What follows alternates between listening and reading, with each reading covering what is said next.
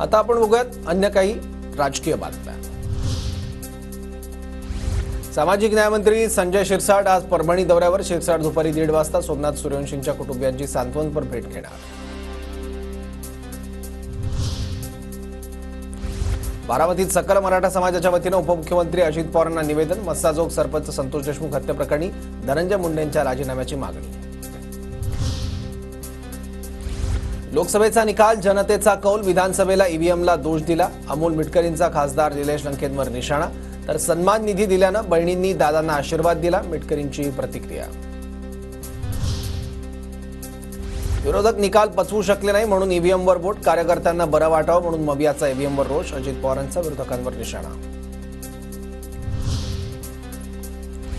गोदावरी खोरे दुष्काळमुक्त करण्याचं माझ्यावर दायित्व। जलसंपदा खात्याची मोठी जबाबदारी दिल्याबद्दल भाजपच्या वरिष्ठ नेत्यांचे आभार मानतो। राधाकृष्ण विखे यांची प्रतिक्रिया। पालकमंत्री पदाबाबत मुख्यमंत्री आणि उपमुख्यमंत्री ठरवतील। मला मंत्रिपद मिळावं म्हणून सगळ्यांनीच प्रयत्न केला। मंत्री शिवेंद्रराजे भोसले यांची प्रतिक्रिया।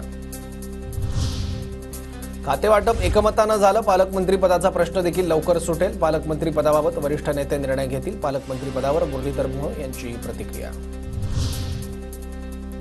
उपमुख्यमंत्री अजित पवार आज पुण्यातील शिरूर तालुक्याच्या दौऱ्यावर। अजितदादा विविध ठिकाणी कामांची पाहणी करणार। मुख्यमंत्री देवेंद्र फडणवीस आज पुणे दौऱ्यावर। फडणवीस कृषी विद्यापीठाच्या कार्यक्रमाला उपस्थित राहणार।